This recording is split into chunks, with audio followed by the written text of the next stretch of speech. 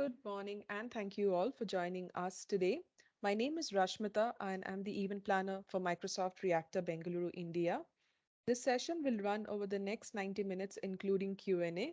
The session is being recorded and will be uploaded to our Reactor YouTube channel. I will share the link to our YouTube channel in the chat section soon. Before we begin, please take a moment to read our code of conduct. We are all here to learn together, so please be respectful of other people's views, understanding of differences, being kind and considerate in the way you engage. The chat will be open throughout, and we do encourage you all to participate. I would now like to welcome Swamy, our speaker for today's session. He's an aspirant software architect and currently works at Applied Information Sciences. He loves to learn about new technologies, but for now, I will hand over to Swamy to begin the session. Over to you, Swamy. Thanks, Rashmita. Hey guys, good morning. Thanks so much for joining. Without any delay, let's directly go and start. Let me give some of the URLs which will be handy. This is my GitHub. You can find a lot of things over here. And the entire series, AZ-204 series, will be in speaker series 2021 and 2022. So 2022 you will find from session 9. I think one session I was a little lazy, I didn't prepare, but rest of the sessions you will have it here. I'll see if I get some time. I'll definitely do it. This is the thing which you can keep it handy. And what are we going to do today is this one. The authentication and authorization. My voice is little down today because I was awake till 4:30 for preparing these demos. So I couldn't get time on the weekend because of my personal thing. So I was checking in all the way till 5 hours. Now it is 9. So somewhere around 4:30 I did my last check-in. Apologies for my voice, but hope you guys are able to hear. Okay, so a lot of things to discuss today. So as I was mentioning, when we took that topic of event grids and event hubs, we didn't even touch what event hubs are. So that's like a work item which is pending from my side. So we'll do an exclusive an hour, at least a decent hour of events hub and a decent hour of remaining pieces, whatever which is not covered in this session, we'll do it because as there are tons and tons of things in authentication and authorization. So we will have very less time when we try to touch upon. So let's do that. It's not a big thing. And what is coming up next is there are two things which is coming out of Swamy's Kitchen. One is the 3-hour lab, which you guys can see in the meetup of Bengaluru Reactor. That will be, I don't know, how do I find it? Let me just ping Swamy. Yeah, please.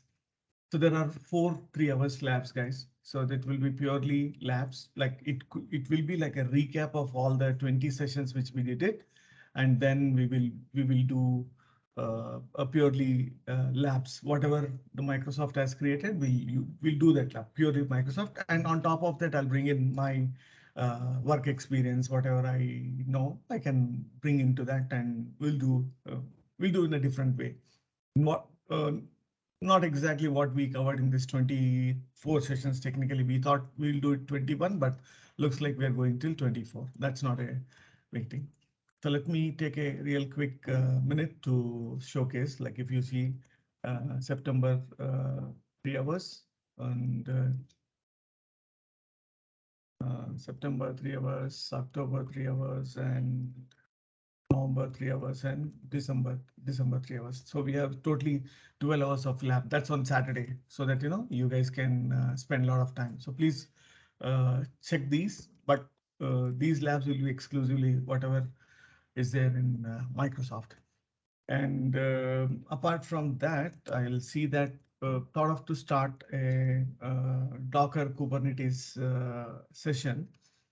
So Docker Compose Kubernetes, that is the session I thought of to start from October, but looks like still we have a couple of things. So it's changing the game plan.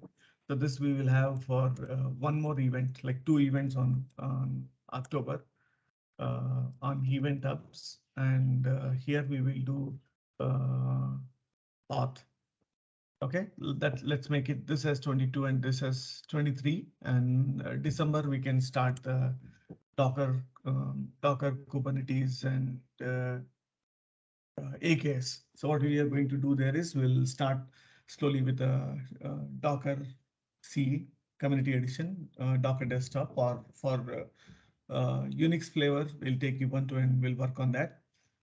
And that's coming around 6 to 10 sessions, somewhere around that. So we'll do as much as possible. We'll do a deep dive into that, but the title is for absolute beginners. So that's the expectation. So these are a couple of things which are coming in. So September, I think I'll take rest. We'll do only one session because there is no time to publish the event also because I have some other events which I'm doing it. So September, there'll be 3 hours lab. October, there will be one event and 3 hours lab. November, there will be authorization, whatever is left over in this authorization and the lab. So when I do the demos, if I am able to squeeze in the event hub and authorization, then we will start the Docker, the Azure Kubernetes service. I mean, deploying microservice. So we need what is Docker, and we need how to deploy apps inside Docker, and what is Docker Hub. How do you marry all the containers using Docker Compose, and then you need Docker Hub, and then we need uh, what is Kubernetes and what is AKS Azure Kubernetes. How do you deploy this? So next year is a very big thing is going to come. This eShop on eShop microservices, the cloud native, how to architect this. This very big 20 to 20, 15, a minimum 15 containers will come. So right now we have planned till 36 sessions. So behind the scene, the work is happening on that, on a lot of these episodes, but that is going to start somewhere in 2023. Okay, so that's it. So we already lost 12 minutes. So let me quickly come here and start this. So today is authentication authorization. So you can see this MS Learn link I have given over here. MS Learn module. You click on this, you will get this MS Learn module. Let's speak about this MS Learn module, and then we will jump back and forth. We'll jump back and forth on this MS module stuff. No? So this is my virtual machine in Azure. So I have all the tools set up here. Just give me a minute. I'll take it up. So we'll see that if you see, I'm not even touching this piece because I will touch on this explore the Microsoft identity. And this also, I think I'll not touch this. We are going to touch to a decent extent. And something, whatever is left over, we'll see if we can club it with the Event Hub. And let's start with this. You can see identity, identity platform, service principal, permissions, consent, conditional access. Some of the things we'll come and revisit, and then we'll do a compare. Okay, diff, we'll do the diff, and then the shared access signature, we did it, but I'm not satisfied with what we did it, but we will do more on that one. So let's start and take quick 2 minutes time. I need to update this section. I didn't get time. I will update that one. So let's see quickly what are we going to do today. So first we'll speak about Azure AD. We'll touch upon like a 30,000 foot or something because all my sessions are purely hands-on. So we'll keep this also the same way. I will discuss that introduction to Azure AD. Then we'll create we'll see that how to create an Azure AD, because that's going to take 15 minutes time. At least we'll go through this and I'll explain how to create it. And this we will create it purely hands-on, how to create a user inside a Azure AD tenant. And then we will see that newly created. We'll go through that process and then we'll do RBAC, assigning some permissions to the new user who was created. And you should be able to create the resources, and then we'll explore the Microsoft identity. We'll just go through this 1 or 2 minutes we'll spend there on those URLs, and then we'll create one console application and see that how you create an application in Azure AD and give that an RBAC. In the previous scenario, we are creating a new user and giving this user RBAC on a resource group. Now here you're creating an application inside the Azure AD and giving that as a RBAC into the storage account. So we'll see that. It's a pretty good demo. It takes time, but I already pre-created it, but we will create it anytime the live demo fails. We'll fall back on the thing which I already created. And then we'll create a web application. How do you integrate this web application into the Azure AD and go and retrieve the claims? And the next thing what we do is, now you have the claims. This is a web app, and the web API is also integrated with the Azure AD. Now, how do you talk? So when you have web application integrated with Azure AD, you can't log into the web application until you are a legitimate user. And similarly, when you protect your web API, you'll not be able to hit those endpoints. I mean, some of the things I don't know, it makes sense to put everything in authorization, or some of the things you will leave it open so that the others can at least get some information. Then you will ask for authentication. Example, any of the shopping cart, Amazon shopping site, it allows you to choose the product even if you're not a user.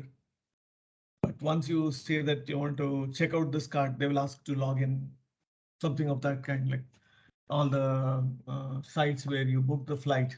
They will allow you to choose the flight, and then while you're checking in, they'll ask you want to go ahead with a guest user or you want to log in. So something of that kind. And then we'll explore Microsoft Graph. I want to explore this Microsoft Graph immediately after this console. Immediately after this console application, I want to explore this. This is pretty interesting.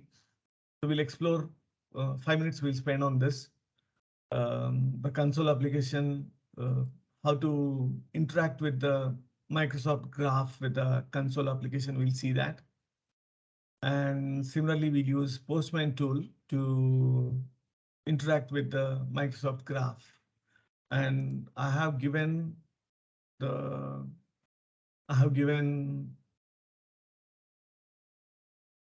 Postman collection also here.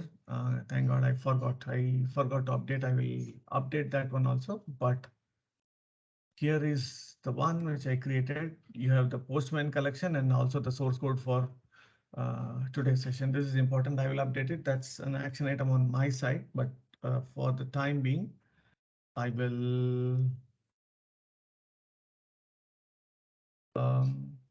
Podman. Yeah, we'll see that. I was thinking through couple of options are there on that single cluster. Is that you have asked this question? Let me touch it upon uh, single cluster Kubernetes Windows.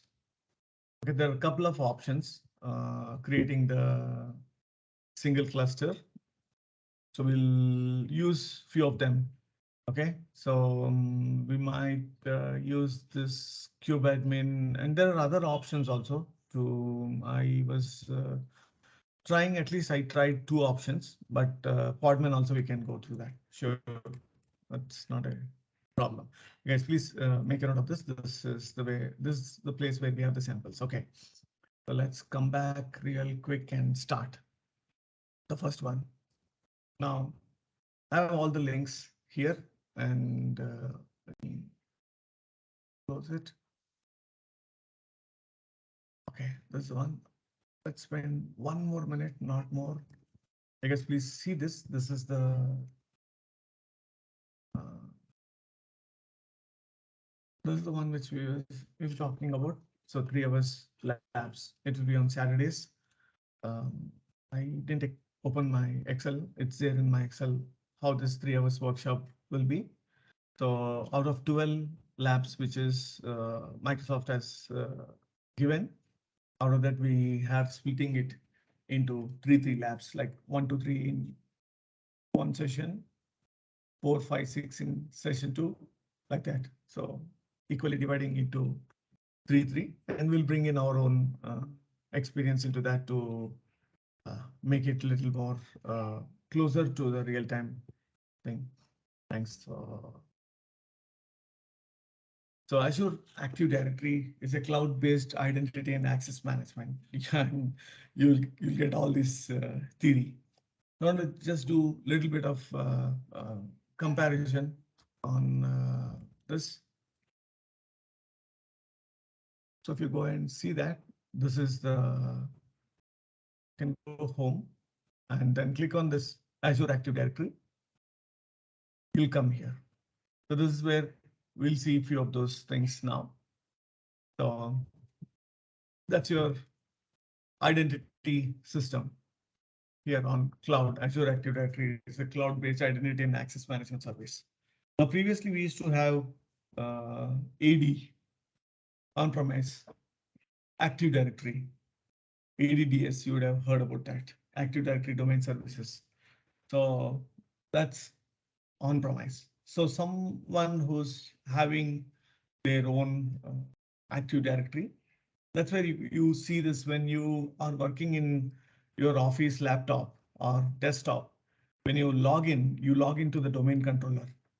So that means Active Directory domain controller, they have created it and joined all these PCs to that. And even now offices, what they are doing is they are joining our laptops to the cloud Active Directory, Azure Active Directory. So there are two things, Windows Active Directory domain services and Azure Active Directory. And some people, what they are doing is they want the users who are there on Active Directory domain services, AD. This is AAD, Azure Active Directory, that is Active Directory.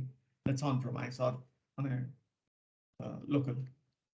So that we can migrate it using the AD Connect. So AD Connect is the one which does a lot of things are there. I did work on that AD Connect back in 2015. Yes, 2015 I worked on that. So you can move all the users from your Active Directory to Azure Active Directory. So a lot of things are there. Okay, and also the key thing I want to highlight is the single sign-on. So once you log into this one, you don't need to key in the username and password for other things. Like you log into the Azure portal and then you go and open up something, then you don't need to. In my example is this, I logged into my email and then when I log into Azure portal, it didn't ask me for sign in. It directly allowed me because that's a single sign-on. So the same thing you can see in this 20 identity server. So this is the ASP.NET Core identity service and above. So you can see that we keep this handy. So sometimes we'll come and do a comparison how we used to do in ASP.NET Core identity as well as this is IDEN Server 6, Identity Server version 6, and it's free for open source, but others need to take the license of this one. And this is also used for single sign-on. And the next topic we will go and cover is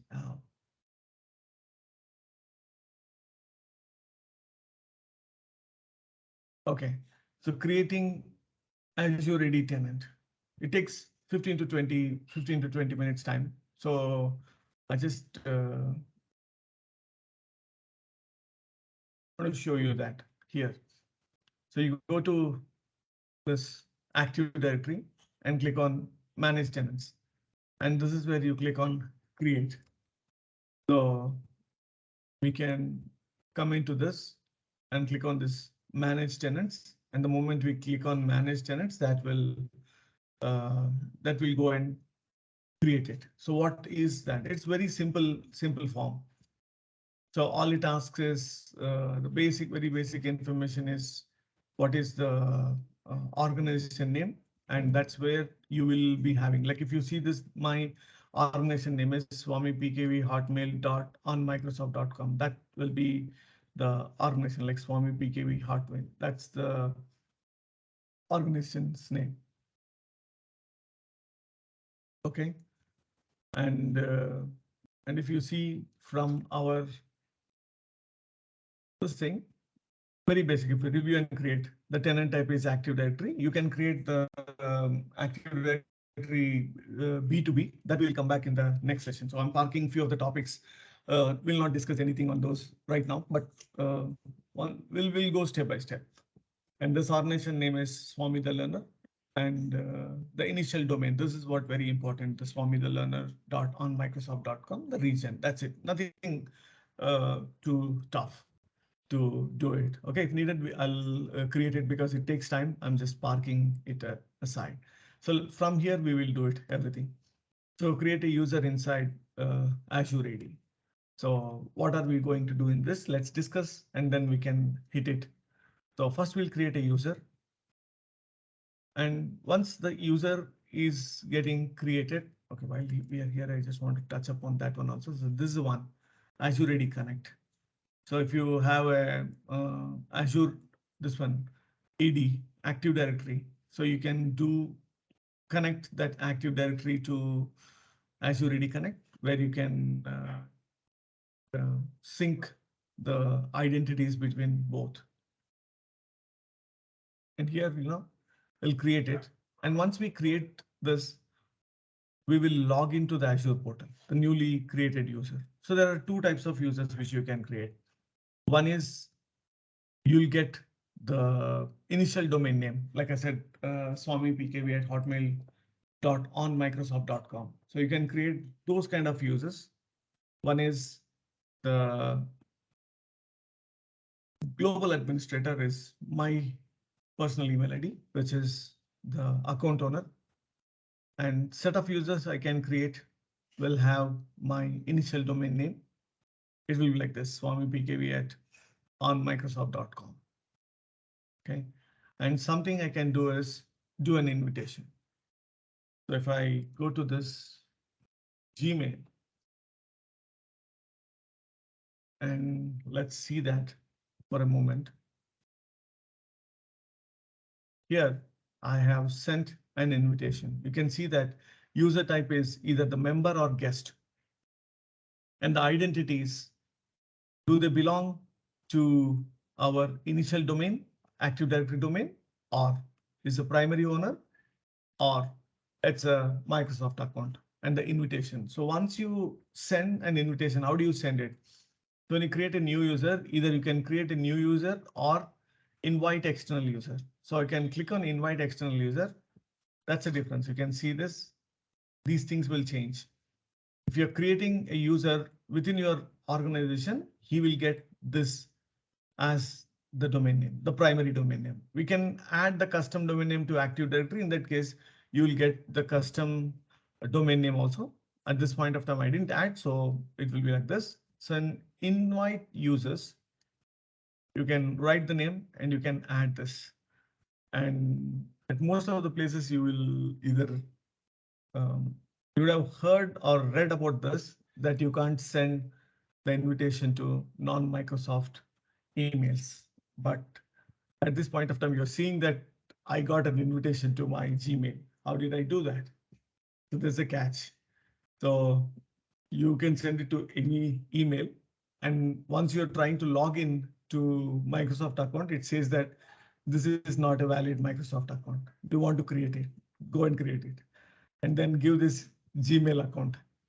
So, but as a verification, they will send the token or the identification to this email. Like you can create it to Yahoo also. You can send an invitation to the Yahoo email, but once you create, the user accept this invite and they go on trying to log into the portal, it will not allow. It says that it's not a valid Microsoft account. Then click on create. So it creates with the same. I mean, the confusion is you'll have this email at two different places. One is Gmail with your own username. Let's assume ABC is your username for this Gmail. And once you create it from the Microsoft site, so that will be having the same thing like Vishipilor at Gmail. So they're also Vishipilor at Gmail. There you can keep it the separate password, but that is only to log in. That's the only catch. Okay, so this is how you will see that invitation. You will have this invitation over here. So I sent it from Swamy PKV to this domain. I got this. I click on accept invitation. That's one way to do it. Let's come back and create another user. So right now I'm here. Okay, I want to show something else here. Let's go to this one. Let's spend 1 minute time. You can click on my user.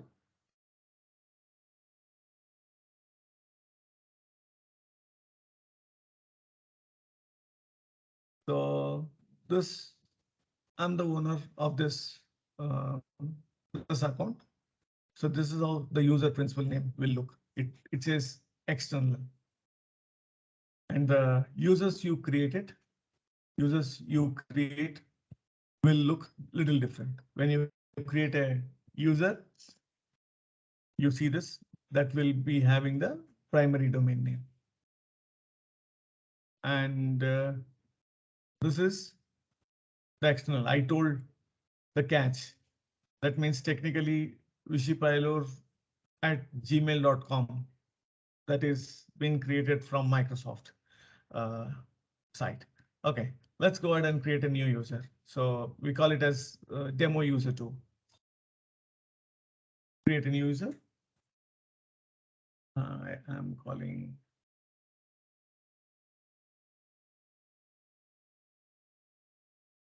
demo.user2.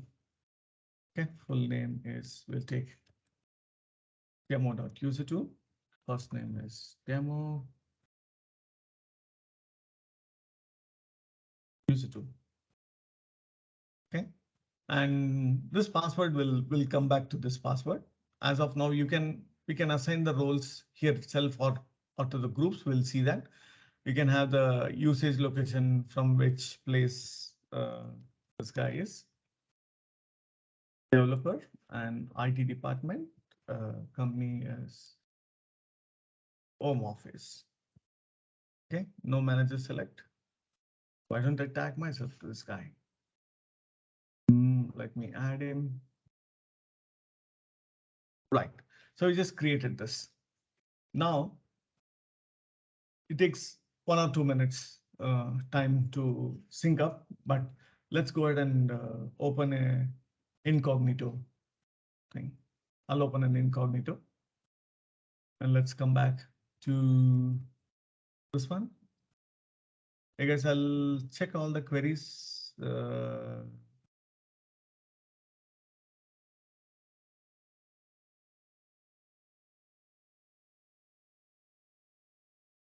Okay, so it has been created. So you can click on this one and this is the user principal name. We can use this to log in. So I'll come in here. I go to portal.azure.com and log in. I need a password. Okay, I didn't save the password. No worries. We can come here, reset the password here. And the temporary password is here. I'm copying the temporary password and put it here. And the next thing is first thing it will ask you to um, change the password.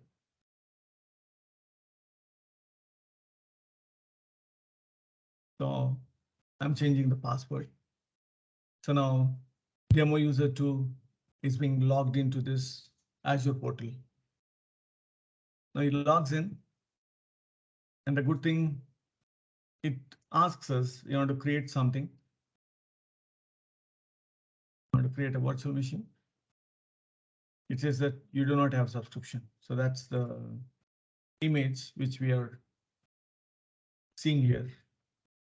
Once you log in, you see that you do not have subscription. So what we saw this, we saw users inside the Azure Active Directory, and there will be the account owner, and there will be set of users who belong to the primary domain. That means uh, abc.onmicrosoft.com, and you can invite external users. Technically, they should be of Outlook or Microsoft account.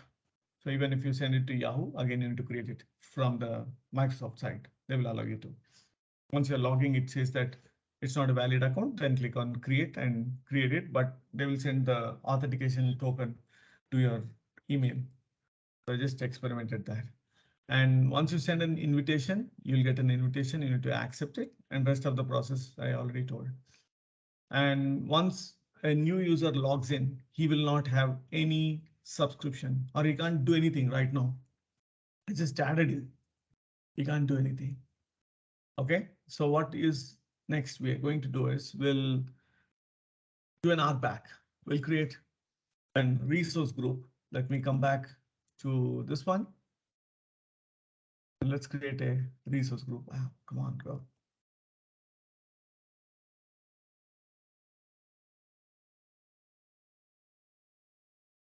Sometimes it troubles. Okay, we are here, thanks.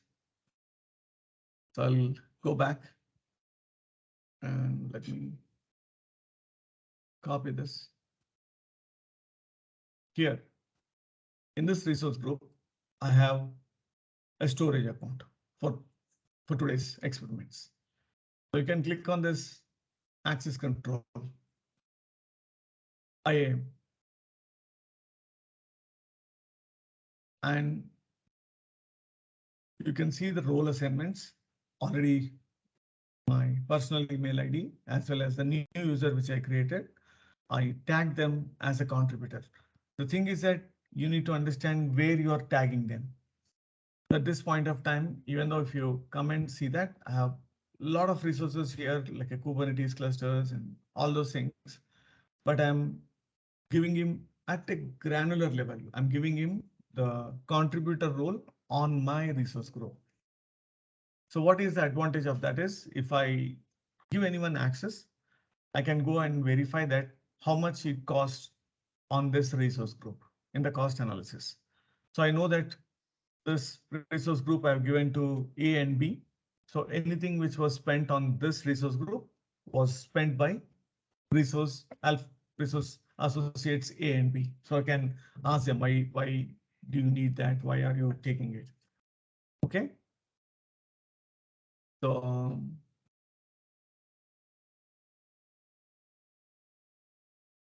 service administrator, full access to all the resources in this resource group. I told I'm the owner of that. So let's see how do you do the role assignment. So once you go in here, what kind of role you want to give it.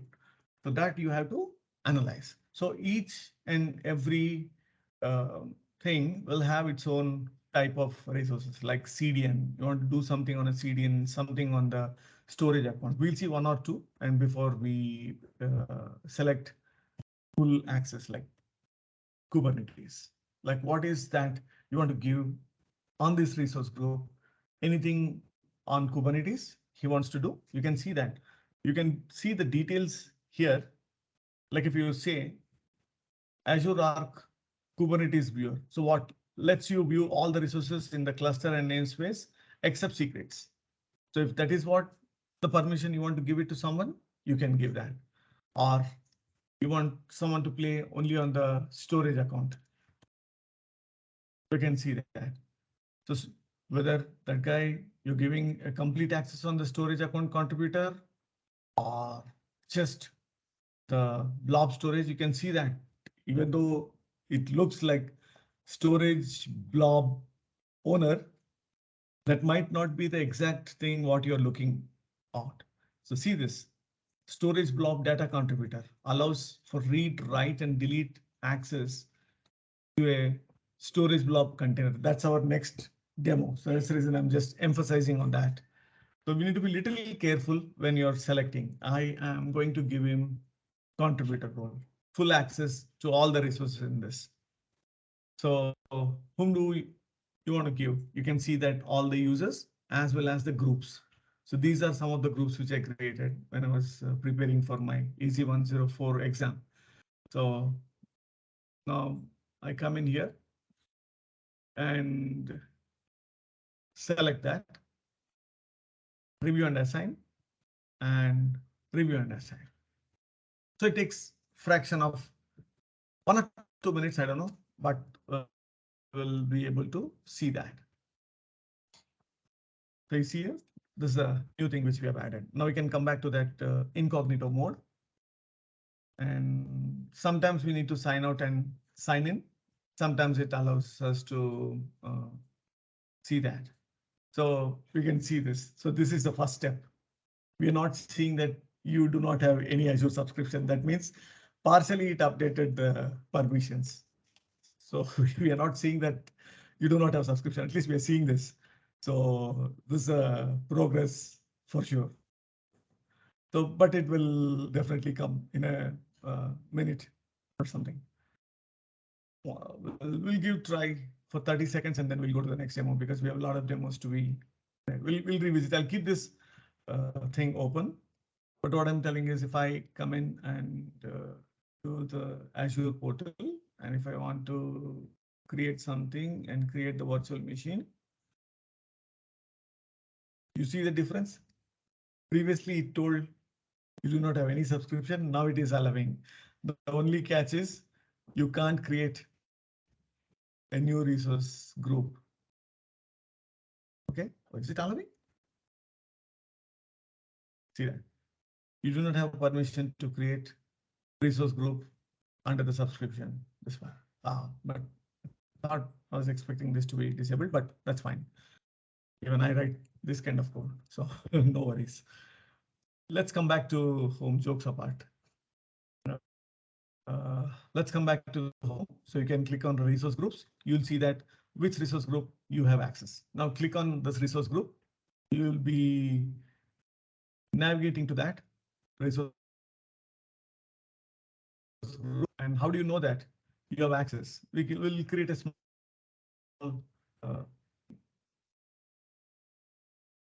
we'll create. Which one is very, very small? Let's create what?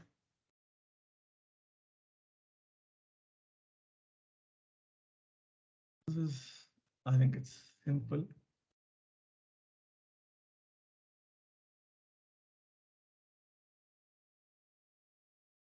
KB for delete. I'm leaving as it is. Disable purge protection. This is, I think we already discussed in length. If you have that enable purge protection, it will not allow you to, even though you delete it, it stays there. So I'll just create. So the new user, demo user, he's able to create it. So previously, once we initially created this guy's account, he doesn't have any permission. Now we gave him an RBAC. So granular level, we said that he's okay to create anything inside this resource group. And now you can add policies on that, like this resource group only so and so virtual machines can be created, and or what can be created instead of blacklisting, we can do a whitelisting. Okay, only you can create a virtual machine, or what are the allowed resources, those kind of granular things which we can definitely do, but it's possible. So he was able to successfully create. I don't want to get charged, so I'll delete that. Cool. that was this one. Okay, now let's explore this Microsoft identity. But this guy is more stubborn than me. Okay, thank God. This guy's troubling. So we've seen this. We'll click on this link and we'll see this. What is Microsoft's identity platform? So that has got this OAuth and OpenID Connect standards. So if you see any of those identity systems, they will be having this their own code, which is compliant with this OpenID Connect and OAuth. Let's spend quick one minute on these things. We'll not spend more time. So this one, OpenID Connect, will spend 1 minute time on this. And similarly, we'll spend 1 minute time on this and also 1 more minute time on something else, which is ID token versus access token. So you can see this one, OpenID Connect. It's a layer on top of Auth2 protocol. So this, we use it for authentication. This has got all the rules of the game, like what things, all the specification, how it should do, and everything is there in this one. And similarly, you can come to this auth 2. This is industry standard protocol for authorization. Like authentication is to prove yourself, like who you are. And authorization is what you are allowed to. Like once we are going to office, you can enter into the building. You will swipe your card and then you can enter into the building. That building is shared by 20 offices, 20 different organizations. With that card, you can't go into all the offices. You can go into your office only. That's like an authorization. Authentication is you swipe it at the main gate and you get into the building, that facility. But you can't go into every office until unless they have given you permission. And even within our office itself, some of the customers, they will say that only the team members of our project should be allowed. So even those rooms you will not be allowed. And the server rooms you will not be allowed. So that's like an authorization. What you can do, even though you are legitimate user. Okay, that's about those 2 points. I'm just setting the context. I don't need this. And if I'll see if I get it from here. Now let's search from here. ID token versus access token. This is very pretty much good thing. So ID token and access token, what is the difference? I really like this. So when to use what is the one. So what is ID token? So you can see this ID token says that the user has been authenticated. So any UI, it needs whether the user is authenticated or not. Whether he's allowed for any of the API calls, that's a different story. But with this ID token, he proves himself that he is a legitimate user. And he has got claims or the permissions to view the menu options on and off. You can do that. So that's this one. You can see here. And the next important thing is this access token. You see the main difference. Like user clicks on this, it goes to the web application. He goes to the IDP. I mean, that's a technical jargon. IDP is identity provider. Okay. Identity provider gets the token, UI allows it. That's it. Now from UI, you will take the access token and send this access token to the API server. So this application, you get the token, identity token, or the cookie. And from that, you strip off the access token and send this access token to the API. And you can get into the details here. What is this ID token not suitable for? And one of the things which they exclusively call out is you must not use ID token to call the API. You should use the access token. Okay? You can get deep into the weeds there. Let's go to the trouble me. That's the one. So next thing is what we will do is we'll work on this, the console application, and we'll start creating it, the applications. So let me come back and let me start this. It takes time, but we'll go to the next demo and we'll come back. As I was mentioning, it is sometimes taking 4 to 5 minutes. That might be the internet issue. I don't know, but we'll see that. We'll not waste time. We'll switch the gears. So the first thing first I will show the base demo and then we'll go work on that. And then after that, we'll switch to the Graph API and then we'll come back creating this. Okay, if the time is not sufficient to cover all those things, we will, as I mentioned, we'll definitely come back and see every demo we plan. We're not going to leave anything. You can see what is needed by default. It needs Azure storage account, Azure blob storage connection string. These are the things which is needed for that. Now, here you can see you need tenant ID, client ID, and client secret. Where do you get this? We'll see this demo and then we'll recreate it so that we'll know how to do that. So all the way from there till here, I will comment it and I'll go back to the previous mode. I'll uncomment that. And one thing you will see that I'm using user secrets. That is the reason my application settings, it doesn't show all those things. Need to AZ storage. I need to add these three.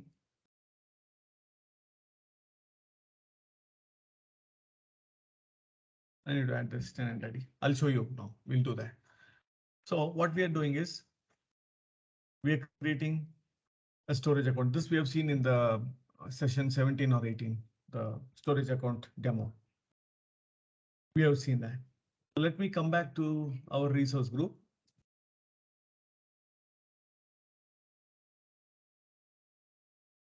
And inside the resource group, we have a storage account. And let's go to the storage explorer. Containers. And this is a demo container. I select this. Let me nuke it off.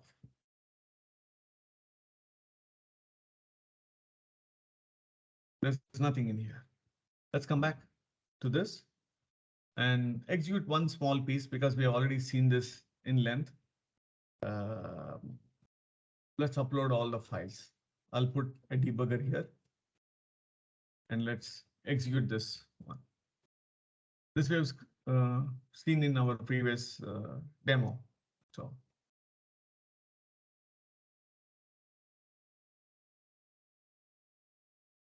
let's execute it.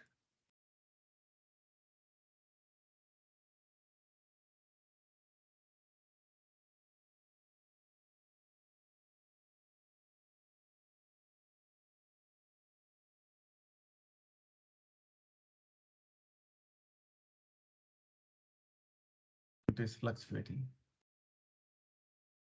It's 150 Mbps speed.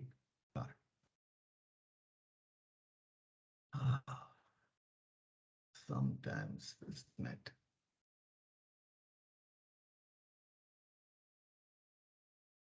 Okay, so it executed this small piece of code due to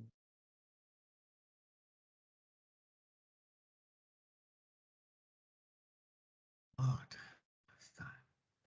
It's 150 Mbps speed.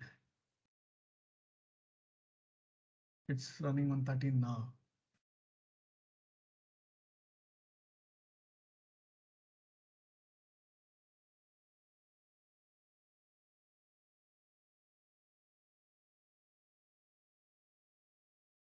Rashmita, just give me a minute. I think there's a network blip.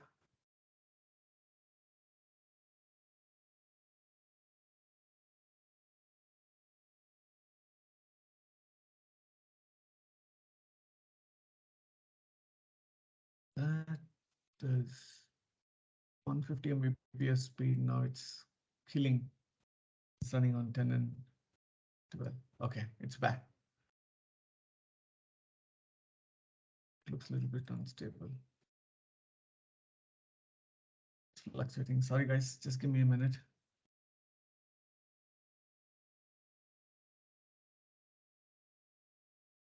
We are pushing some firmware.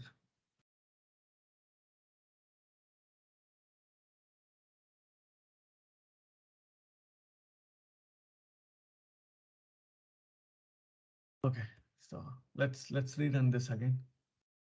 So if you come back and see that, it has created this container with a set of files we uploaded.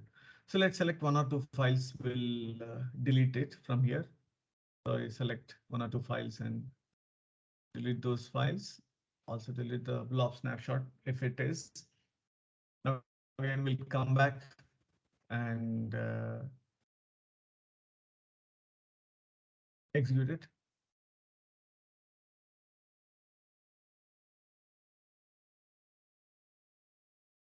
Cool.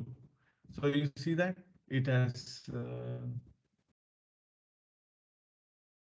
this guy is troubling me.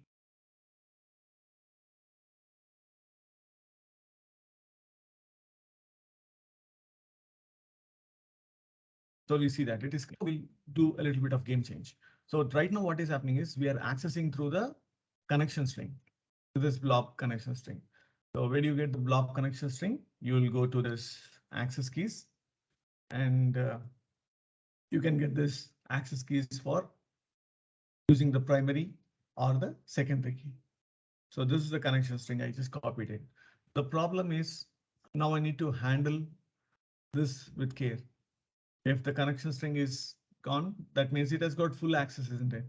Now again, we discussed about the tokens, SAS tokens and SAS keys, a lot of things we discussed, but this is little bit different. It's like a full access. So what we can do is we can again go back and create an application in Azure AD and give that application instead of giving the entire storage connection. So we'll see that. How do you create it? Now let me come back to this one. Here is this, you can create it. So that is for blob storage demo. It's already there. So we'll create V1. So blob storage app V1. Accounts in this organization. So within my single tenant, or it could be multi-tenant or any organization like Skype and other things. Personal Microsoft only. You can select it. At this point of time, we don't use anything as a redirect URL. So we'll click on register. So once you register, it gives the blob storage app 1. That's an application. OK.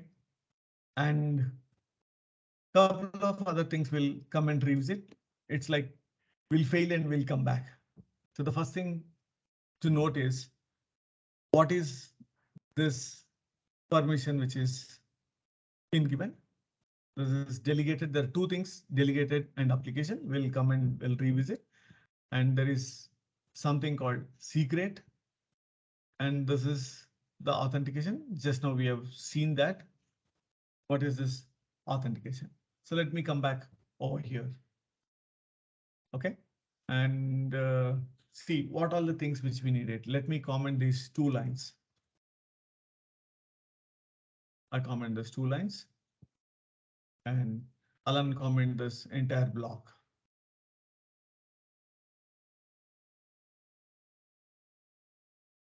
I'll comment this entire block. So where did I get this code? You can go and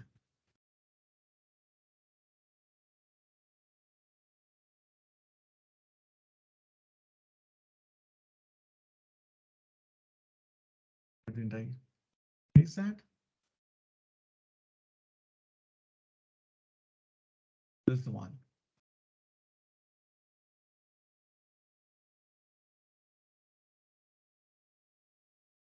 That is the straight lift from here. That is code provider. Yeah, client analysis. It's exactly the straight lift from this block, whatever you're seeing there. This one. Okay.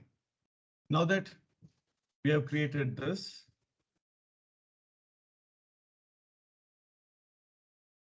now that we have created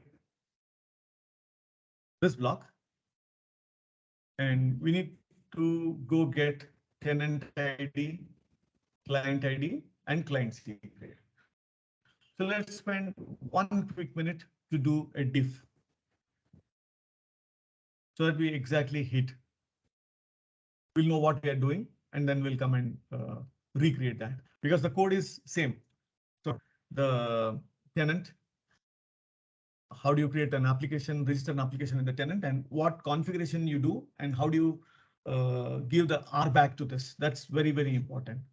So let me come back to this one, go to this Active Directory and app registrations. So here we have blob storage demo and blob storage. This is app 1 and this is demo.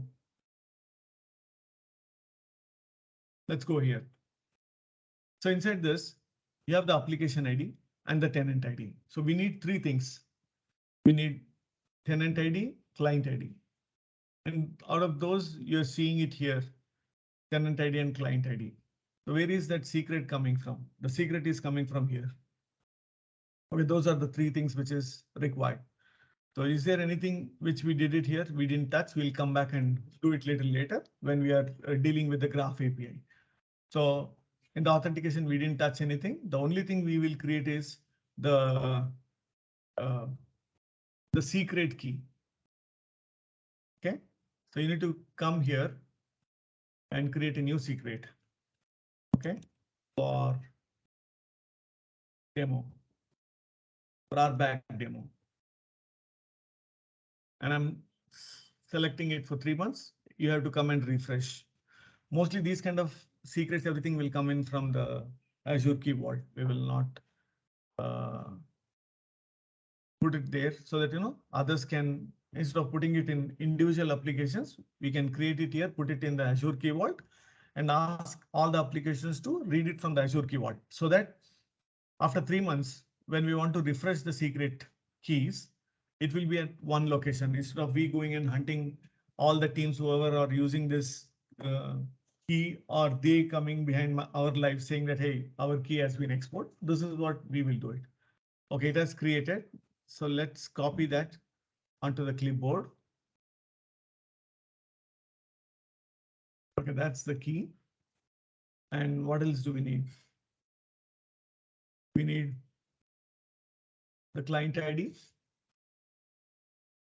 and we need the tenant ID. Okay, client, tenant, and key. Now let's come back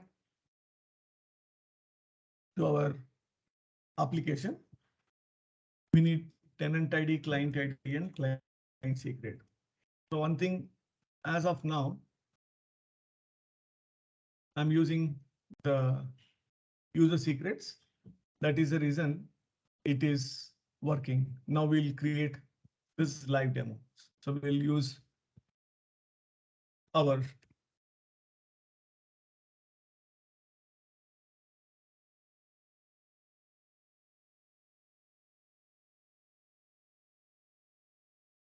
that's the client ID. Let's see that what is that we are using. Okay, one is the tenant ID, one is the client ID.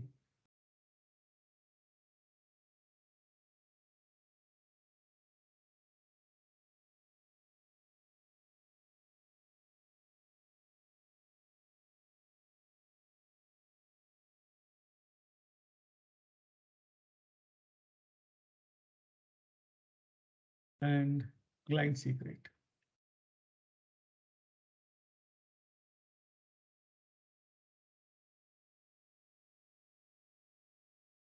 Okay, so that's the tenant ID 83.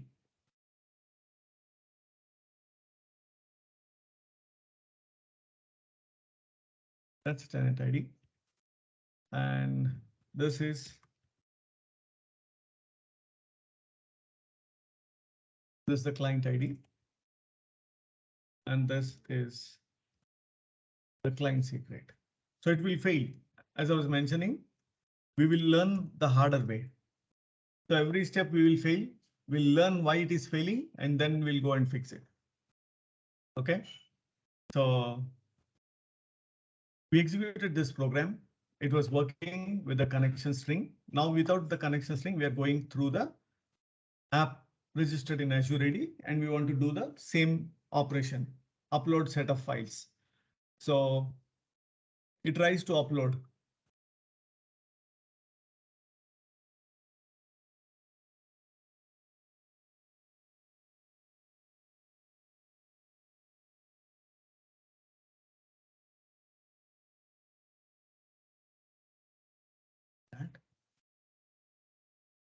That's the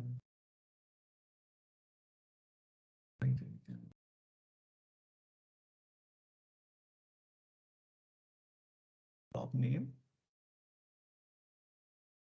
Okay, just give me a minute. It should not work. It's a surprise. Okay, what is this tenant ID? I need to check the client ID. Ah, it's still getting it. The client is 3AD2.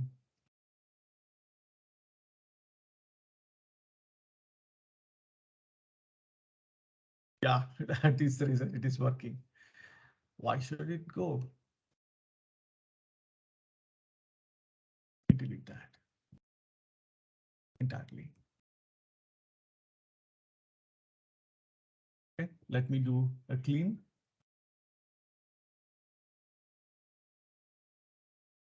And let me execute it now.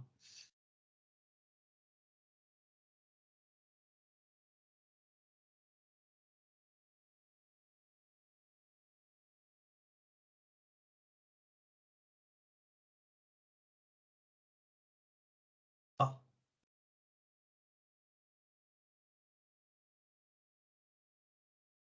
it's over here. Let me uncomment it and change this line.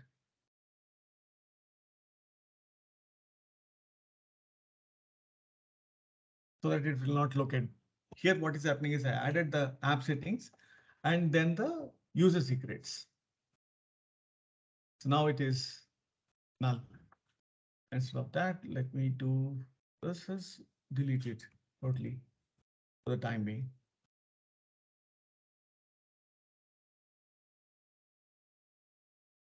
Okay.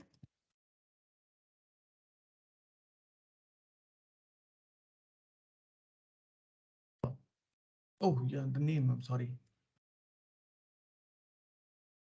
That should be another block. Sorry, apologize for that. Okay.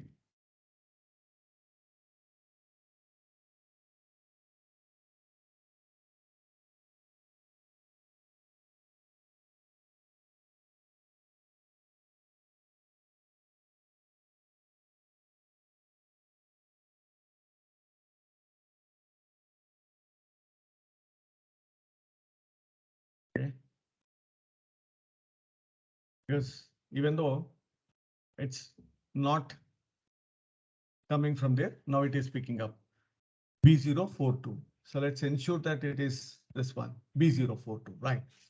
So now when I execute this, Even we have registered the application and we have created the secret. Now what it is telling is the request is not authorized to perform this operation. That's cool. That is what we wanted. So now what we will do is we'll copy the name of this and come back to the storage account. Let's go to the IAM access. And previously we have seen on resource group, we have given the access to an individual user. Now the only difference is if you see that here, this storage account has contributor access to these users. How is that? That is inherited from the resource group because we said that these users has got contributor access on this resource group. That means any resource inside this resource group will inherit that permission until unless we write some policies and do all those extra security layers. It's inherited this permissions. Now you see that the blob storage demo that has got storage blob data contributor. So now we understand that that's what we need to do that. Now come and add a role assignment and storage blob data contributor. See this. Sometimes storage account contributor. Say we will think that this is a higher thing because on an entire storage account we are getting permissions, but get into the details like what is that you need. We need to upload and read it. So for that, it clearly says that allow read, write, and delete access to storage blob containers and data. That's what we will select it. And after that, select the members. We'll come back to that identity managed and other things in the next episode, but this episode will focus only on these things. That's the reason I'm not touching uh, anything there.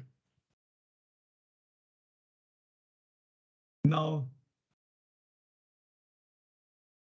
if we wait for a minute, we should see that the blob storage app one, it has been added. Now let's give it a shot. If it is not working, we'll go to the Graph API and again we'll come back. I'll keep this application as is and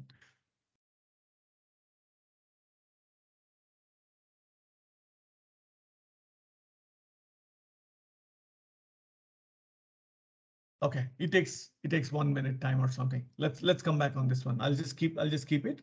So after this demo, we will skip to the Graph API. We'll come back to Web Application Web API and Azure Functions is also there and APIM. So I parked those things.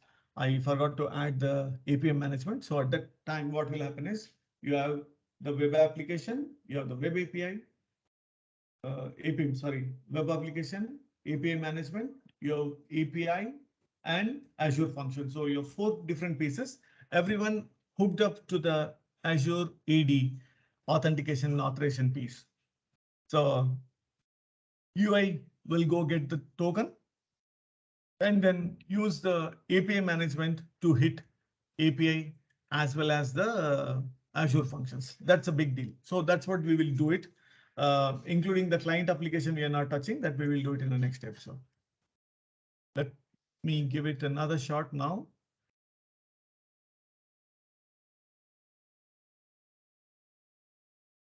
Okay, it's going to take time, I think so. Let it take, no problem. I know that. Because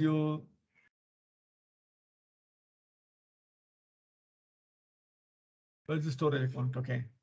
The storage account permissions are same. Let's go to the next step and we'll come back. Right, instead of waiting there, it will work eventually.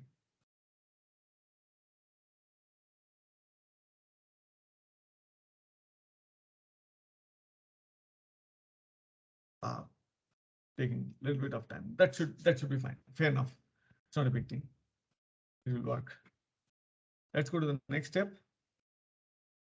As we'll come back to this Graph API. So let's spend 1 minute time here on this graph. This one. Introduction to Graph API. So this is very important thing. You can see this.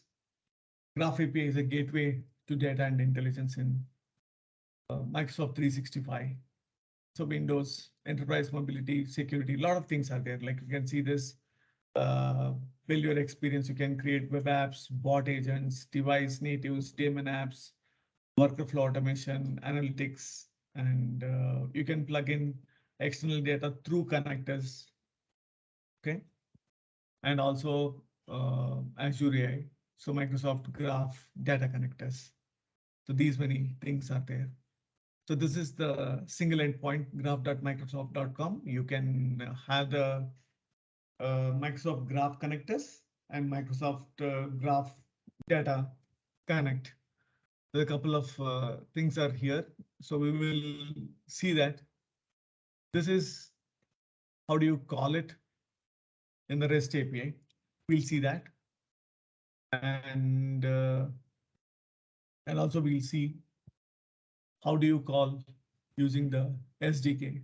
So how do you create this SDK and how do you call this one? I'll show you one shortcut. How did I find what to call? It's very, very simple. The first thing is, even though you don't know anything on this Microsoft Graph, there will be this Microsoft Graph Explorer. Let's copy this. Let's link. Come back and go here. Okay, so the first thing is you see that it is bringing in the data from the sandbox. That's a sample tenant run query. So this is having full permission. Whatever this Graph Explorer they have exposed, it has got full permission. You can do anything and everything, but you can't do it until unless you give that permissions. So this is very simple thing. Come execute it and see that, okay, he says that he has given all permission. Directory read all, directory read write, user read all. That means we can go and read all the users within this tenant, even though it's a sample tenant. So just for that simple my profile, he's giving these many permissions. And another thing is, if I want to know that how many groups are there, just click on that. So you see that group member read all. This is groups. Run this query. So you can use this as an endpoint. That's a good point. Meanwhile, I'll open the Postman and keep it ready.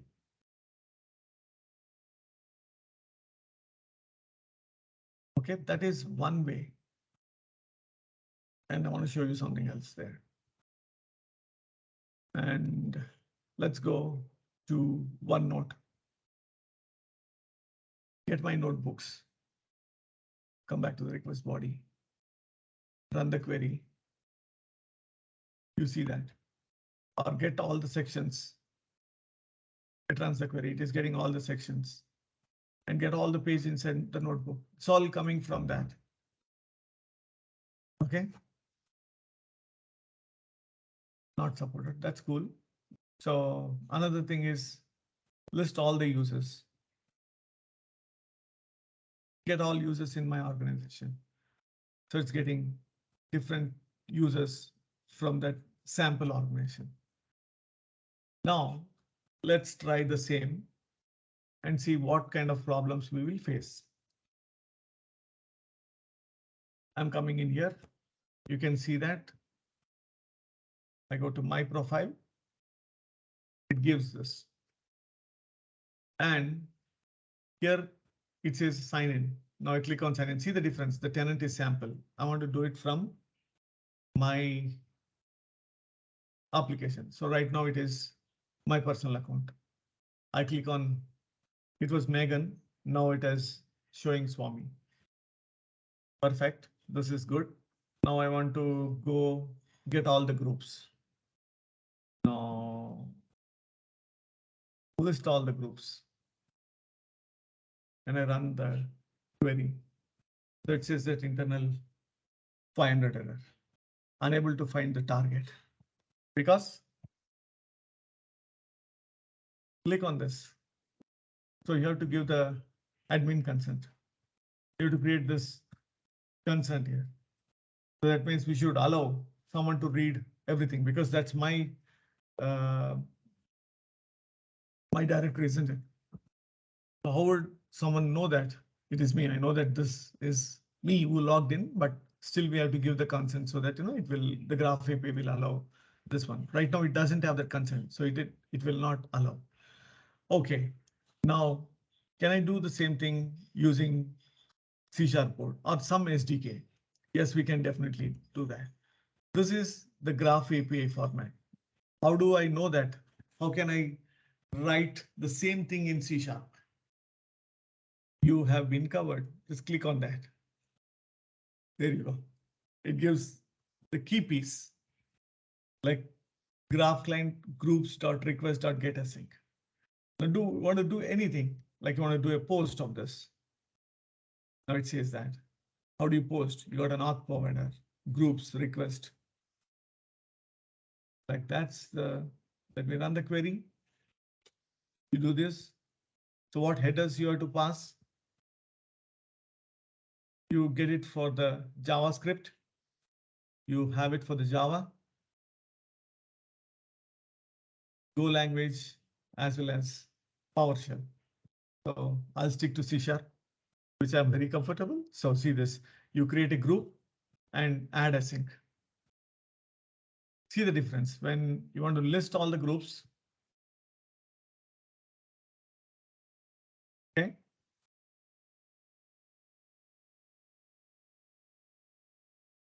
This is get async. Now when you want to create a new group,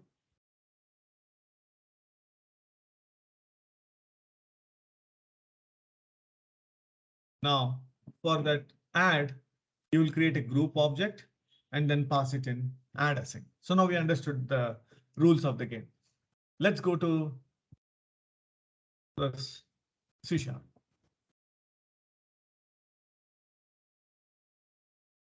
I'll check in this changes also. Okay, anyways, this demo is done. I will bring this back and I'll close this. I'll check in the code after the demo, guys. And also I need to update the URL. I'll do that.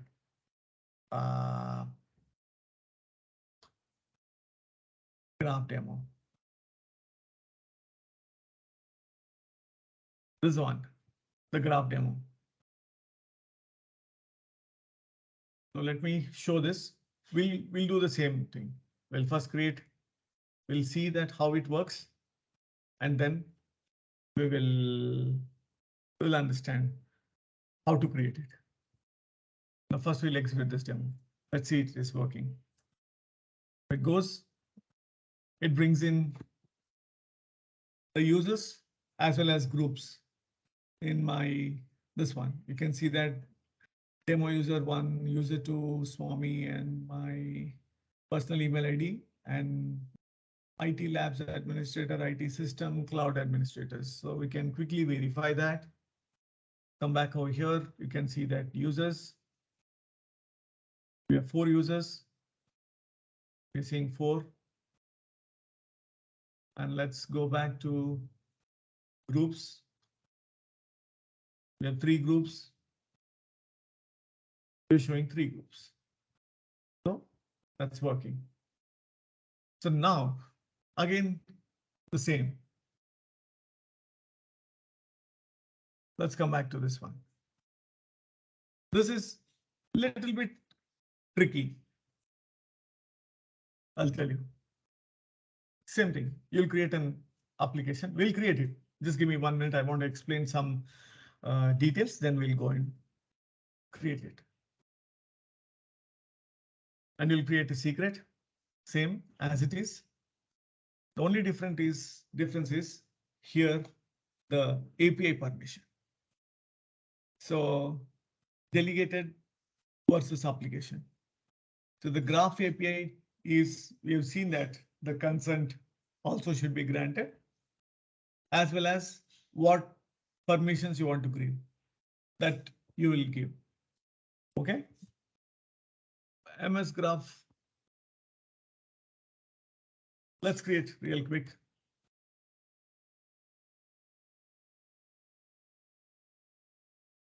Let me come in here, go to the app registrations. Let's create a new app. I'm calling it as V1. The same. Let's keep it as it is. Let's not touch it. Okay. And the next thing is let's copy the client ID. Please remember this. What is this? I'll keep it. That's a client ID. And we need the tenant ID. Let me copy the tenant ID, and this is secret. How do you generate the secret? Go, click on add a new secret. API demo, Graph API demo. Let me do it for, I could have created for one day, and ensure that you're copying it immediately. So now we have created this Graph API and we have created the secret. So we copied the secret. Ooh, Salavi. Cool. Okay, so we have this secret and app permissions is one which is pending. We'll create that in a moment.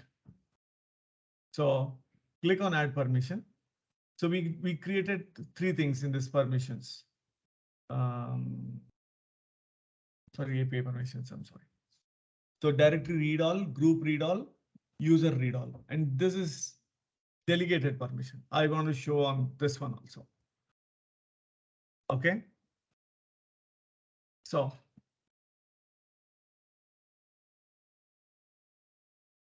here in Graph, this is my personal account.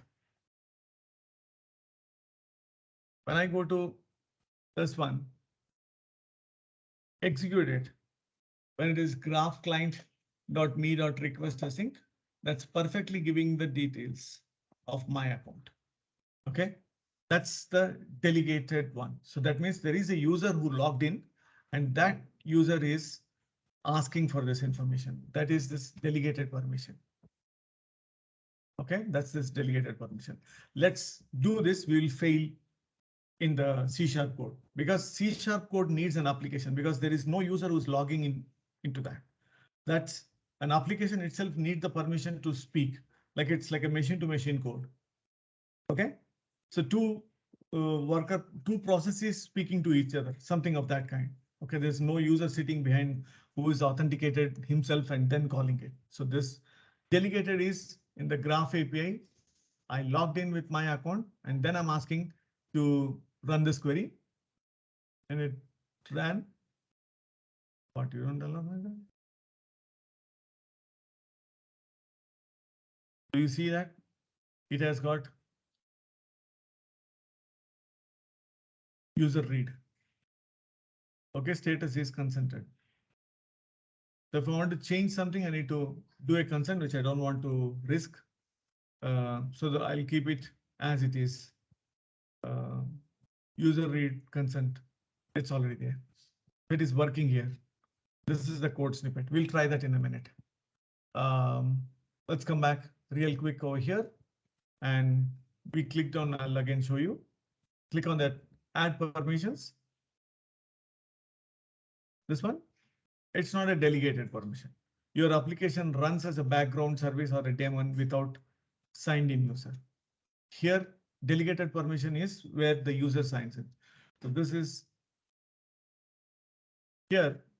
I want to add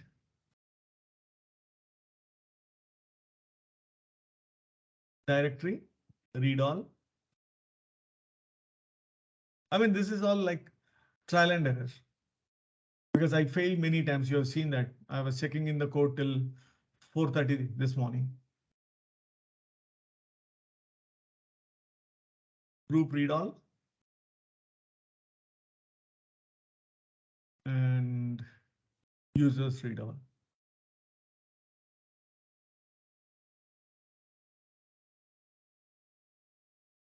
Add the permission. Again, we'll fail. I want us to fail. Then we'll come back.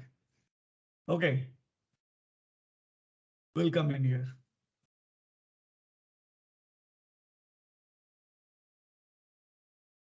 Let's go to this one. Let's see. The Graph API demo. That's the name. And I think we already copied it. Now,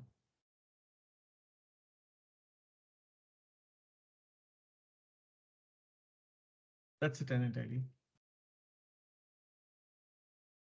That's the tenant ID.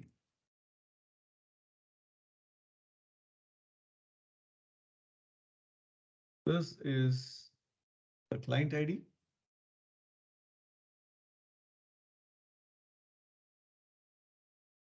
This is the client secret. Now let's execute this. It will fail.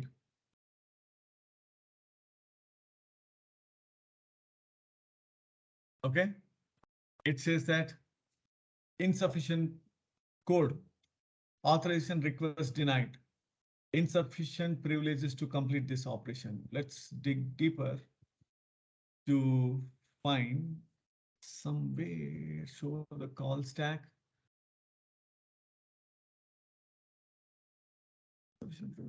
Somewhere we'll get that information that admin consent is missing. I don't know, where did I see that? At this point of time, I'm unable to pick it up.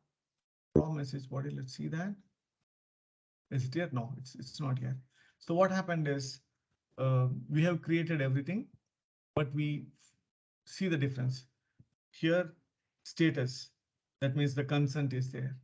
But here, the new one, whatever we created, not granted for default directory.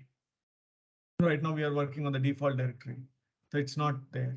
To grant admin consent for the default directory, because we are reading the default directories thing. So now it's there. Now we can come back over here and execute. So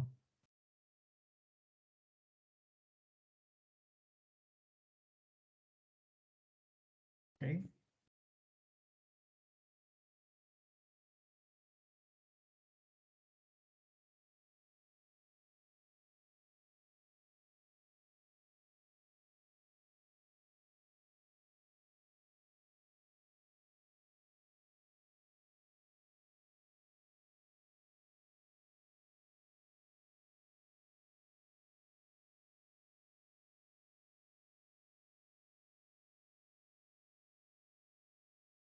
Let's come in. See this one, 93322.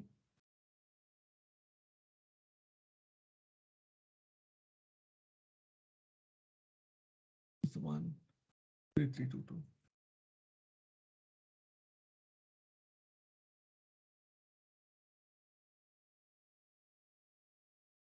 Very good. So we are able to read the information from this. Now let's do that small experiment. When I do run this query, so this is the one which reads my particular details. Technically, I should expect this to be there, but it will not work. Why? Because it's not giving the sufficient permission. It will fail anyways.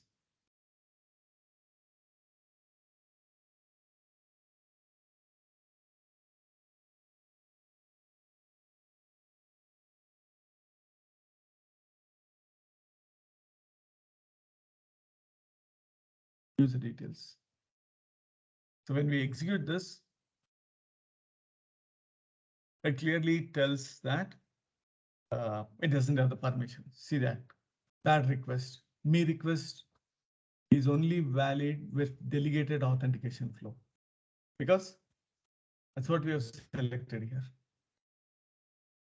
In the API permission, this is marked as a delegate, and rest of the things are marked as a application one. So that is the reason when the console application is trying to read this, it's not able to do it. Now let's see one quick experiment. Is that we close this?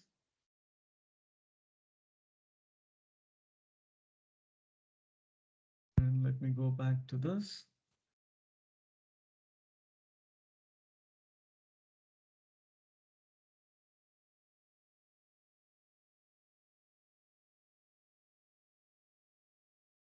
See that? Now the permissions, I told it takes some time, but it will work.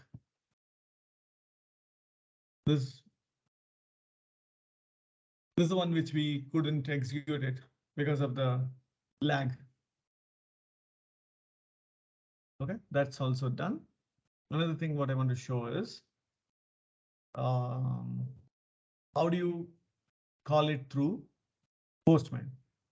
So the first thing is you have to retrieve the token. Okay, now the client secret is the one which we saw that how to create it. Now you click on this, it gets the token. Now there are two ways to do it.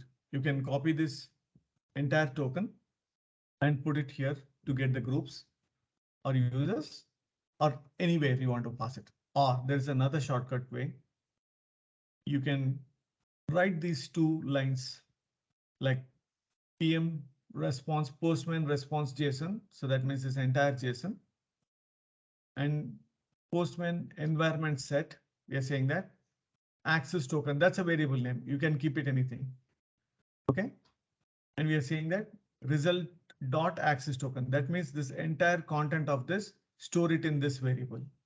So now you don't need to worry in any calls wherever you need authentication.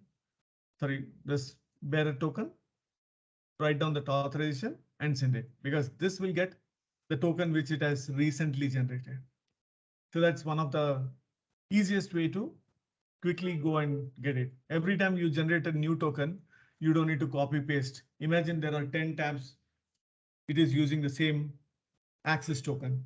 So you need to copy paste that 10 tabs. Instead, better what you do is just write down these two lines, insert the test, and go get the token. And one important point I want to highlight here is these things. The grant type should be credentials, and the client ID, client secret, you know where to get it. And the scope, how do you know that scope should be default? I have copied that. Where did I copy that? Is this here?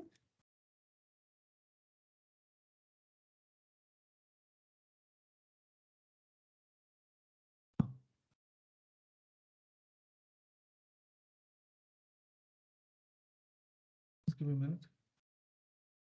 Anyways, we'll copy this and we'll ask Google. It will help us.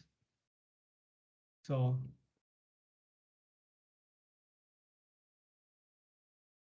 see this. For Microsoft Graph, the value of scope is therefore so and so. This value informs the Microsoft Identity Platform endpoint to include the access token, all the app level permission that admin has consented. So get access. See the scope. So you know where to get this tenant ID, you know where to get the client ID, you know where to get the secret. And the grant type should be client credentials, or the scope. That's very important. See this. The value passed for the scope parameter in this request should be the identifier, the app ID URI of the resource you want, affixed with default suffix. For example, in this one, you can see this, the scope is default. This value informs the Microsoft Identity Platform endpoint to include the access token. Okay, all the app level permissions the admin has consented. So that's the only catch. Rest everything you know that. That's the only catch here. So it should be the client credentials, where to get the client ID, where to get the client secret. And this is the catch. I will post it here. So let's do a quick recap. Okay, so because I have tested everything, but I thought let's take baby steps because anyways, we are going to do 2 more sessions. This is 21, so we'll do 22 and 23. So I'll see event hubs might not take 1.5 hours. So some of the things, 2 of the demos which I already created it here, we can discuss. So we spoke at least to a decent extent what Microsoft Graph API is, how to play with it, and how to identify what permissions do you need. Play with this sample tenant. Don't log in and play. You'll face problem. This is like a free hand. Play in this one. So you'll know what permissions you need to give. And another important thing is use this code snippet. So that gives what exactly you need to create it. And in this console application, the key thing is the application type instead of the delegated. Delegated is where a user is logged in. And here the grant, if you don't give the grant, you will fail. We have seen that insufficient privileges. And using the postman, you retrieve access token and write the test, those 2 lines, so that the token will be there. And in all the calls where you need the token, use this syntax, right? So this will definitely take 30 minutes time. This creating of web application, hooking up the identity system and retrieving the claims, a decent amount of 15 to 20 minutes. And this is definitely a 15 minutes. So a minimum 30 minutes is needed to complete these 2. I don't want to rush. We will definitely be back with that episode. I'll see that if it makes sense, we'll continue the part 2 of this in the October. September, I'm going to take rest. We'll catch up on the 3 hours workshop. So September, October, November, December, 4/3 are 12 hours full on workshops. So all the 12 demos which Microsoft published, we'll go and do those 12 demos. So 12 hours, 12 demos. It will be pretty interesting, guys. We'll not spend any time on theory or anything. We'll be full hands-on on there. And September, October definitely will start. I'll see if we can do to 2 hours or something on Wednesday. We'll see. I'll check with Rashmita on the slots and we'll come up with something else. Right? Any feedback, positive or negative, please feel free. Do not hesitate, because if there is some feedback that will really help me to prepare better content, and that will help others also. So guys, you can unmute and you can speak. I will not counter myself. If someone says anything, I'll say that yes, because feedback is very important, folks, for me to improve. Please feel free. Anything you feel, you can either type it or unmute your phone and speak. Yeah, hi, I'm in the beginning of the, Frank. Yeah, this is Frank here. In the beginning of the talk, you mentioned about Docker. Right. I know you mentioned about Docker Compose, all that stuff. Right. Just curious, will you go over Podman or Creo? The reason I'm asking is that I'm sure that Docker will be fading away. Not anytime soon, but Creo is a container runtime instance. If you're familiar with that, it's Yeah. pretty Yeah, good. I will show you. As I was mentioning, Frank, this is the series. Oh, Um, okay. I was talking about the eShop series. That series will go for an year and above because you have Oh, 20 microservices. So yeah. whatever the Docker Compose, Kubernetes, and AKS, which I'm doing, Yep. is like a prep work for Okay. this. So let me not to derail this current session. I will show you one microservice out of this big picture. You see this, Frank, products Yep. microservice.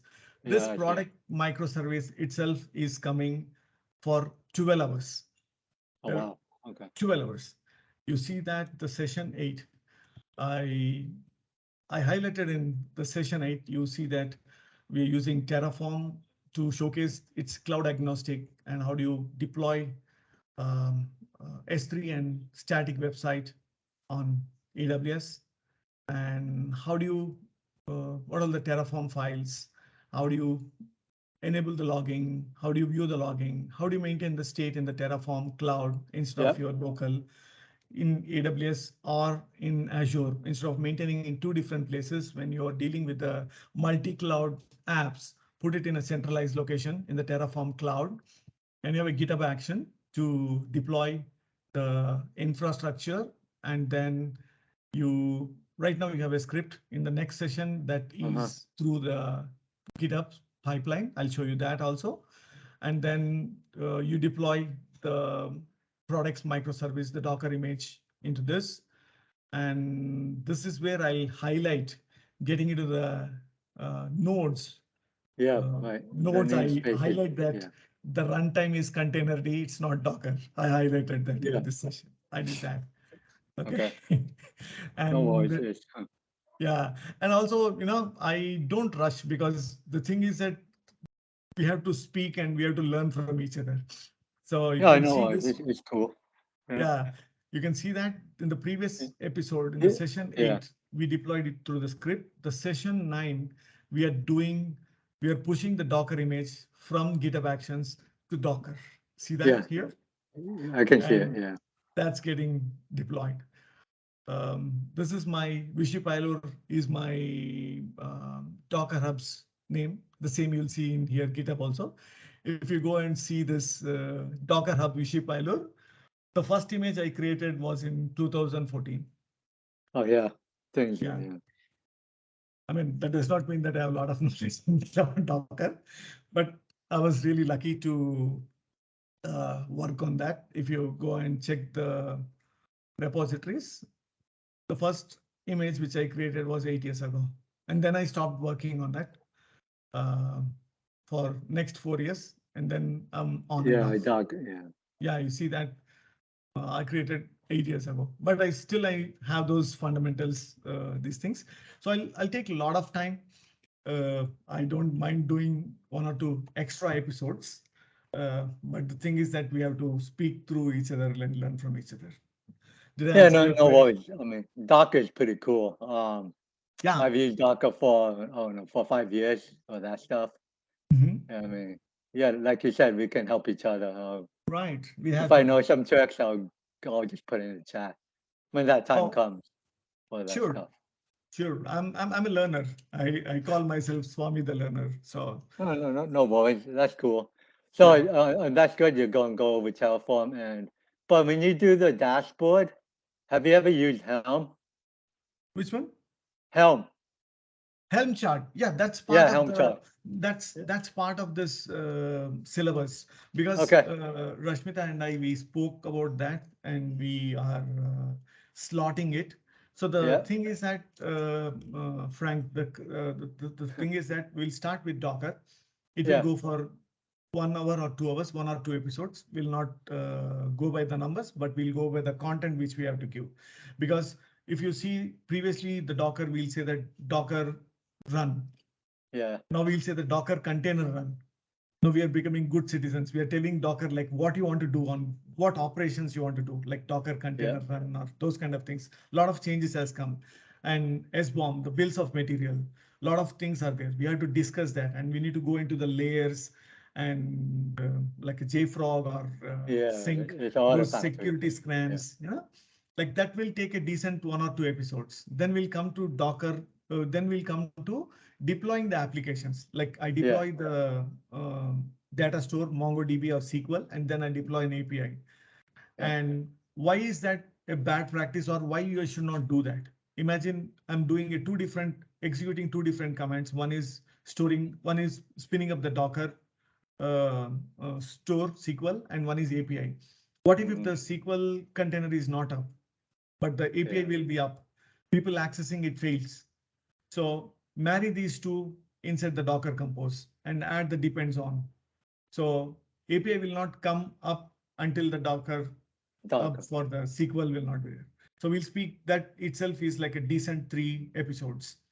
And then we'll come and we need to speak about the Docker Compose a little bit in Yeah, depth. That may be 3 to 4 episodes. Then we'll come and do a minimum 2 episodes on Kubernetes, like what Kubernetes is. How do you spin up a single cluster Kubernetes? Maybe you're using uh, kubeadmin or minikube or different things are there. So you create that. That itself is a decent 1 episode. Just hello world of Kubernetes. Then yeah, how do you, isn't it? How do you do imperatively? How do you speak with Kubernetes? How do you do with declarative? That's becoming 2 episodes. And then how do you deploy a cloud native microservice into Kubernetes and accessing it like node port clusters and yeah. services, the secrets. So it might come around 10 episodes. I don't know, but No, no.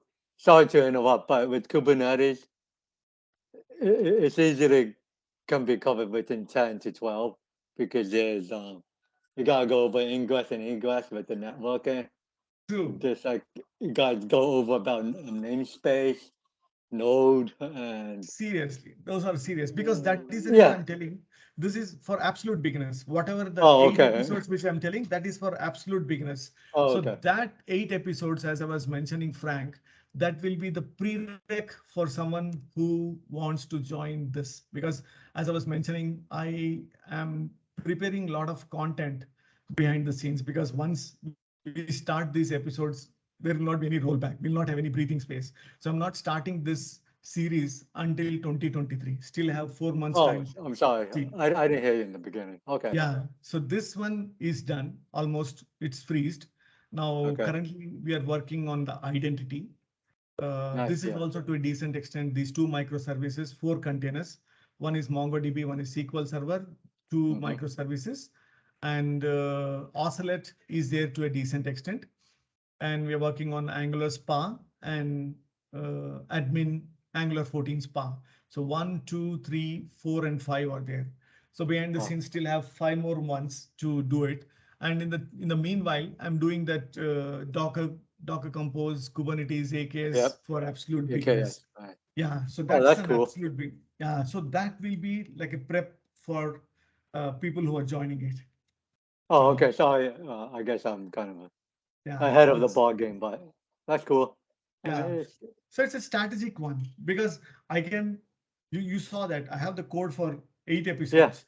I can Yep. take that 8 episodes and run it in a 1 3 hours workshop, but that doesn't help. Only thing is I will satisfy myself saying that, oh, I did one session. But what folks are getting benefited? Nothing, isn't it? Yeah. It'll take them a while to Yeah, understand from the beginning to. it takes a while because if people want one-stop shop medicine to everything, it might not work. So I'll take baby steps. I don't mind Yeah. doing 2 or 3 sessions more, but the intention is the knowledge. The discussion is very important. Yeah. I agree. Cool. I appreciate it. Thanks. I didn't Yes. know. Yeah. 8 episodes is like Yeah. for You're from beginning to. UK, Frank? No, I'm from the U.S. I'm from California. Oh, you're from California. Okay. You Yeah, sound Los like Angeles. Los Angeles. Okay. You sound like from United Kingdom. No, it's only 10. It's only 10:30 p.m. here. Ah, okay. Wow. Thanks.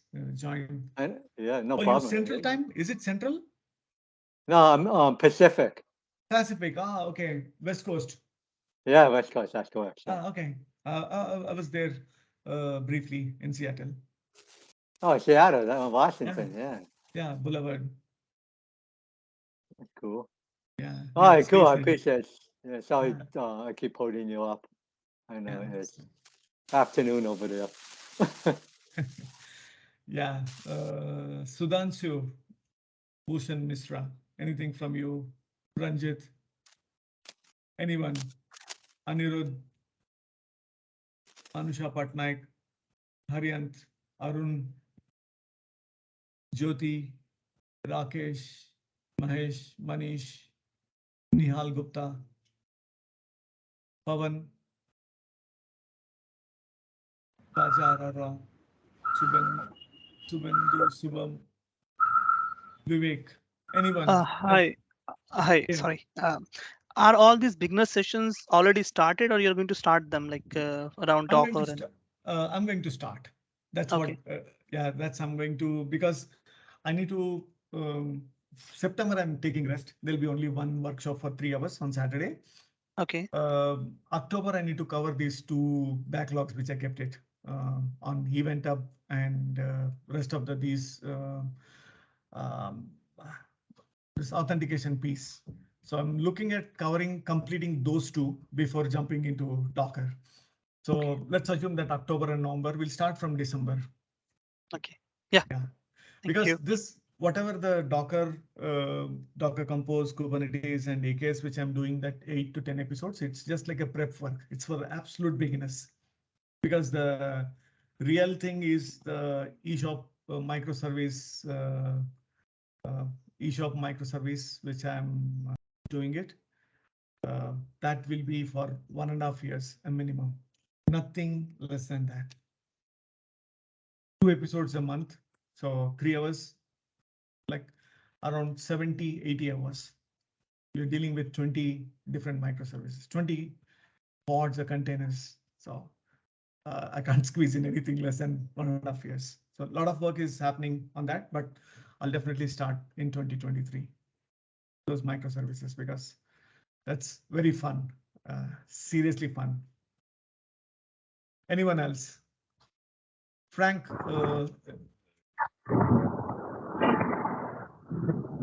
Hey, hi, Sean. Nihal here. yeah, Nihal. It was very good session. Nice and lot.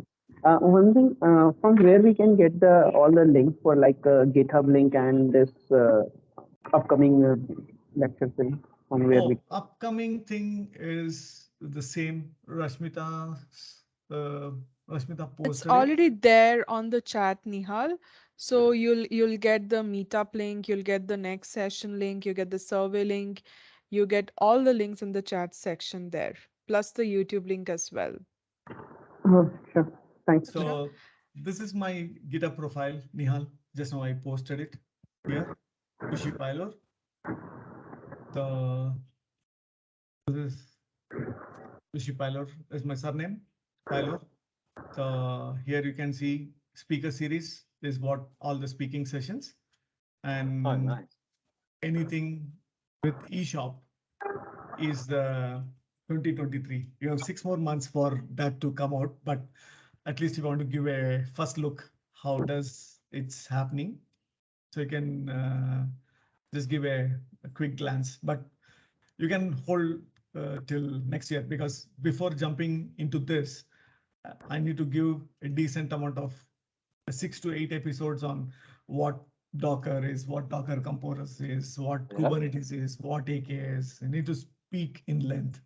And once you come in here, it will be like you're bombarding yourself on that.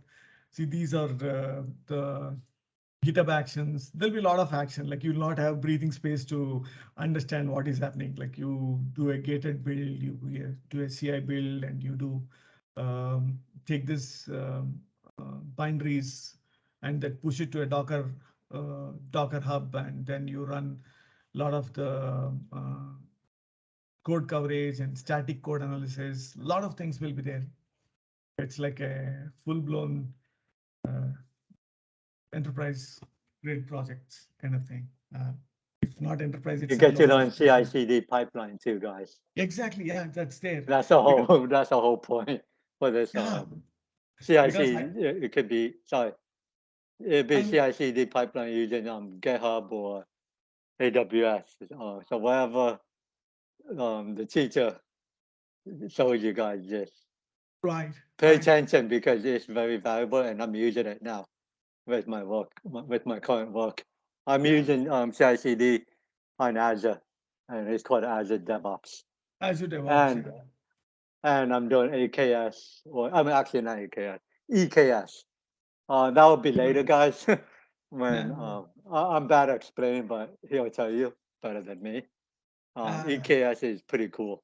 Once we get there, first you gotta know Docker. After Docker, then get to know Kubernetes. So that's the whole plan. So that is the reason I'm not starting this eShop. But behind the scene, I'm creating the content and keeping myself ready for that.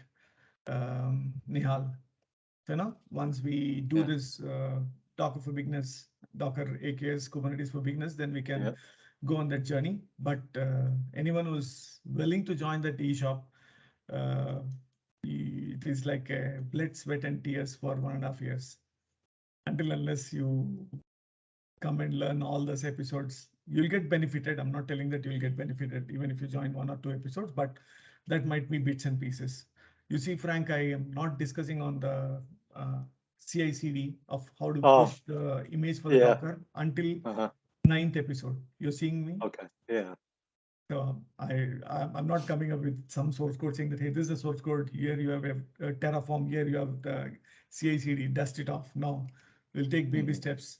Then you'll understand how we are progressing, right? Cool. Anything else? Subhendu or Jyoti, Manish, Mahesh? Do you mind putting your LinkedIn profile? No problem. I do definitely do that because this is my Twitter. Okay. Okay. This is. Oh, cool. Yeah, that's my.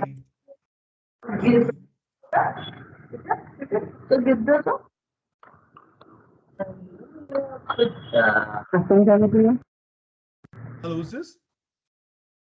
This is my Frank. That's my.